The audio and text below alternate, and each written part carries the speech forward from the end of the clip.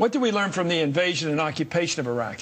Well, I think there are two separate questions. I think the overthrow of Saddam remains unquestionably the right decision. I think certainly in 2020 hindsight, I would have turned authority over to Iraqis much more quickly and reduced the American presence there much more quickly. Could we have done that? I've often thought of that. Could we have turned it over to Ahmed Chalabi and the Iraqi National Congress and just walked? I just said, here's your baby. We got rid of your guy. The problem with that, sir, is that we didn't catch Saddam Hussein for several months. So could we have left without catching him? No, I think we had to do that, and we did that. But when that occurred, then I think what we should have done was require the Iraqis to make the hard political decisions. I think by... Did you say that at the time? I was not that much involved in the Iraq debate, as I say in the book. Did you say that at the time? Secretary Powell cut me out of it because he was worried that I had a different point of view than he did. But did you have that point of view that you shared with your colleagues, that we should get out at that time? I have always felt that. I don't think Republicans are any better at nation building than Democrats. This idea that we could have limited airstrikes against Iranian nuclear facilities. But that's not some Nintendo war. We start a war, we start bombing and killing Iranians, we hand them their very own 9/11. And that's all kinds of trouble. Everything's on the table, but is it really? If we do attack the nuclear facilities where we think they are in Iran, doesn't that open up Hezbollah to attack us up and down the Americas? Doesn't that open up all kinds of possibilities in that region? Well, I don't think anybody wants to resort to military force, but life is about choices. And if the choice is between a nuclear-capable Iran and the targeted use of military force against its nuclear facilities, I think you have to look at it. It's not a happy prospect. I wish we weren't in this position. Are we better off attacking Iran or having Iran have nuclear facilities? I think we're better off attacking the capabilities that Iran currently has, being the central banker for international terrorism. Imagine how much worse it's going to be once they have a nuclear weapon. Now, I got to get in here because one of the lessons from Iraq is that we have to listen to our military advisors. And military leaders are telling us it's a bad idea to go to war in Iran. Some are, some aren't. No, I'm going to look. I'm sorry. No, I'm looking at General Abizaid, who was the head of Central Command, and he says it's better to not go to war with Iran, even if it means that they get nuclear weapons. Let's consider that. It is not for military leaders to make political decisions. They're not making decisions. And as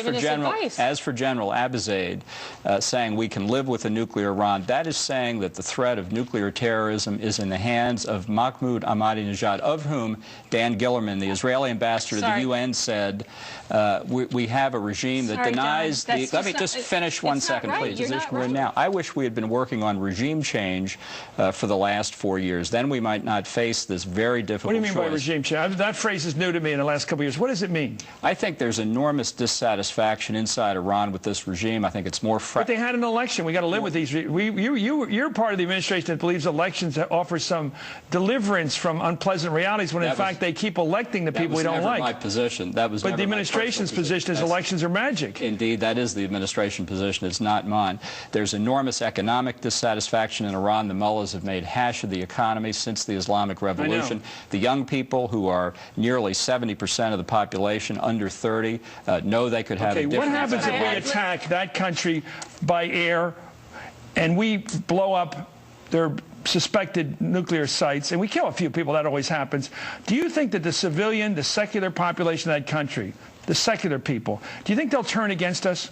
I think it's very important if we have to use military force, and I stress again, this is a last resort, but if we do have to use military force, we should accompany it with a very extensive effort at regime change and public diplomacy. Well, won't that be counterproductive because they will unite against us, won't they? To persuade people that this is against the regime, not against the people. I think the Iranian people are smart enough to see that distinction. The trouble with neoconservatives is... I'm not a neoconservative. No, the trouble with you people who take this position is you ignore nationalism. You always ignore it. You ignore the fact there will be a resentment of our occupation of Iraq. You ignore the fact there are people in Iran who don't like the mullahs, who would like to come to school here and go to Michigan State and be engineers, who resent the idea of us telling them what to do. You always ignore the tribal aspect. I think don't you? Yes. You won't admit it here. Normally, I'm the one who's accused of being excessively nationalistic, so I think I understand what nationalism is. The key here is that the mullahs have been pursuing nuclear weapons for nearly 20 years. If you had regime change, there's every prospect that a new, truly democratic government would give up the pursuit of nuclear weapons, as South Africa did. Your response. We're not in the position to do this. We cannot use military force. It's counterproductive for us. The pain to it for us is so great. And therefore, the other point of it is we don't need to. Iranians are not anti-American. Okay, let me ask you, would you rather have an Iran that hated us a little less because we haven't attacked their nuclear facilities and they have nuclear weapons, or a country that really hates our guts because we got rid of their nuclear weapons?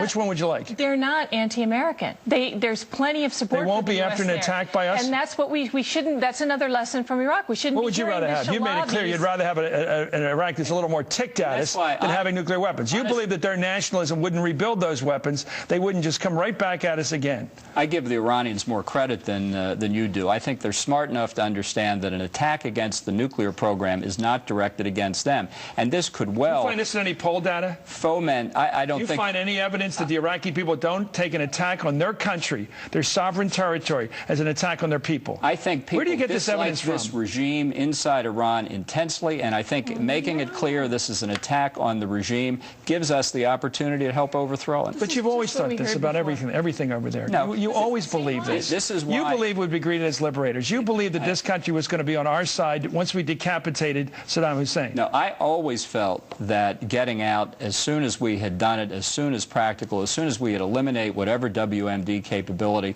was the way to do it.